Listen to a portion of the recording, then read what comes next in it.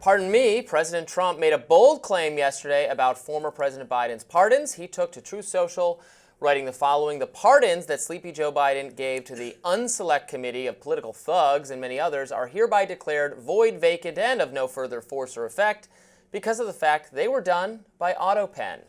In other words, Joe Biden did not sign them, but more importantly, he did not know anything about them. Therefore, those on the Unselect Committee who destroyed and deleted all evidence obtained during their 2-year witch hunt of me and many other innocent people should fully understand that they are subject to investigation at the highest level. The House Select Committee investigated the January 6 attacks on the Capitol. Former Republican Congressman Adam Kinzinger, who was on that committee, responded to Trump. Here he is. So I just saw that Trump is threatening the January 6th committee again. Listen, this dude knows, he knows that this is the thing that embarrasses him. He won't admit it embarrasses him because he's trying to pretend like he didn't do anything. He's obsessed. He's more obsessed with me and Liz Cheney than his freaking golf score. Hey, Trump, bring it on, dude. You weak, whiny, tiny man who, by the way, I saw a picture of you this weekend. You're hiking up your pants now to really just below your man boobs, and you're sweating so much. Looking pretty bad there. But bring it, man. Stop with all the big mouth talking stuff. You're a grown man. You don't talk like one, but you're a grown man. Come on, dude. Bring it. White House press secretary seemed to take a softer stance than her boss. Here she is. The president was begging the question that I think a lot of journalists in this room should be asking about whether or not the former president of the United States, who I think we can all finally agree was cognitively impaired. I know it took people some time to finally admit that, but we all know that to be true, as evidenced by his disastrous debate performance against President Trump during the campaign. I digress on that. But the president was raising the point that did the president even know about these pardons? Was his legal signature used without his consent or knowledge?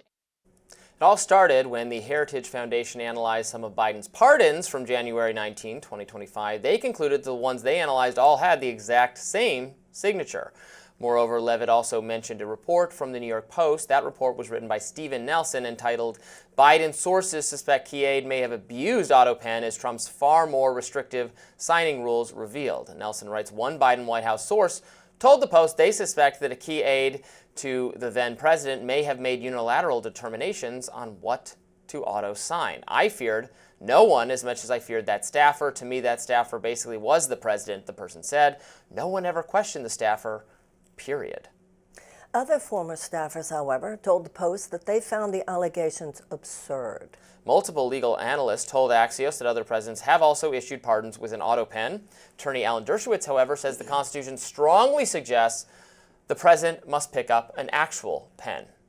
Georgetown law professor Josh Chavis wrote on Blue Sky, "If the president can't constitutionally sign something with an autopen because autopens didn't exist in the 18th century, then of course he can't constitutionally sign a bill with a Sharpie either." I would prefer he use, I think, a pen with a quill and ink. That's how it should be. Mark Mitchell of Rasmussen Polling wrote on X, spitballing, Trump probably wouldn't have brought up the Autopen pardons unless they had a smoking gun.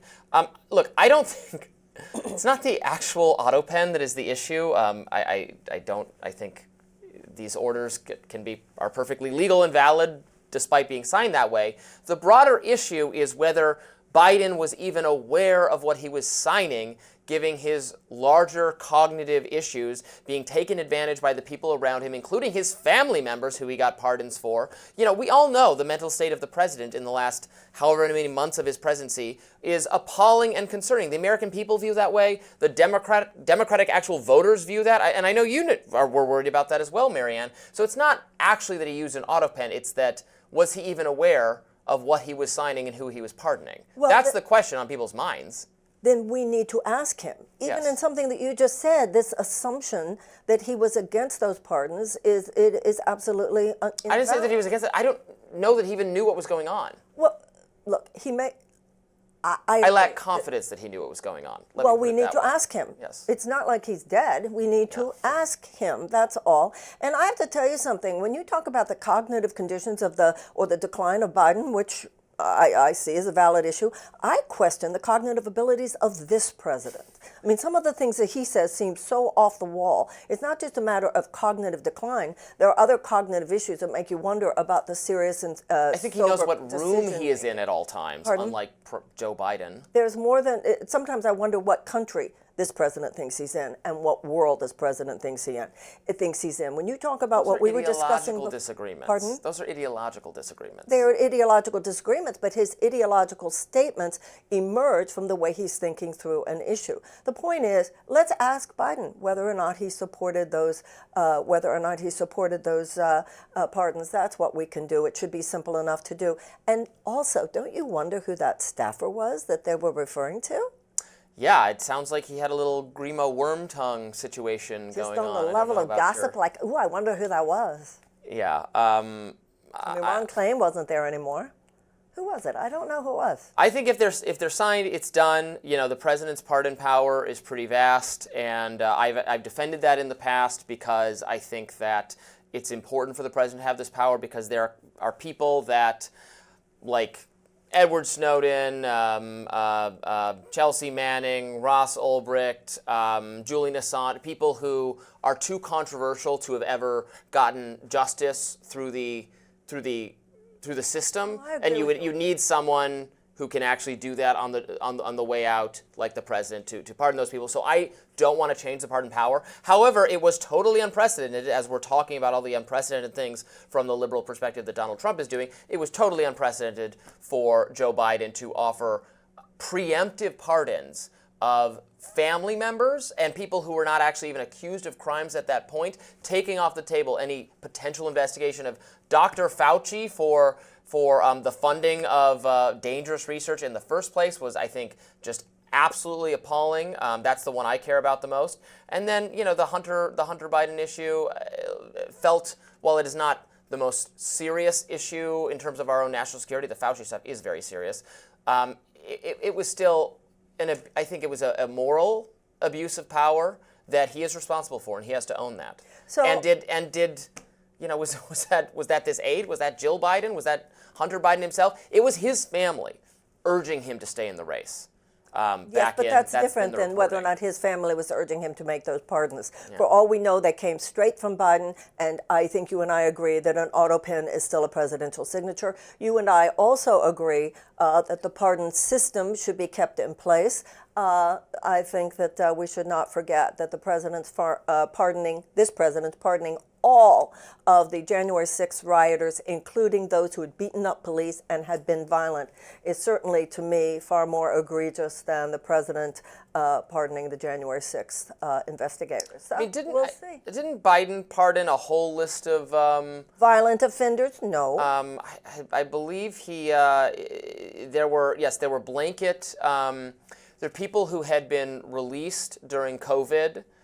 Because during COVID, they wanted to release a lot of prisoners because the prisons were unsafe because of COVID, and there were a variety of prisoners who were released, but they were supposed to go. They were going to go back to prison once the pandemic was over. Some of them very serious, not violent criminals, but very serious criminal matters, and those Biden's order kept all those people are not going back to prison, including someone I did a radar on this, and forgive me if I'm not recalling the exact details. A very notorious a judge, the Kids for Cash guy. Do you know about this? Yeah. In Pennsylvania, Josh Shapiro was outraged about this. He was released during the Why was COVID he, policy, by the way? and he got a commutation or whatever it is from Biden that he doesn't have to go back to prison. He sent kids to jail for money. I agree with that. You and I are in total agreement. Yeah. Did anyone ever give any indication why that man's sentence was commuted?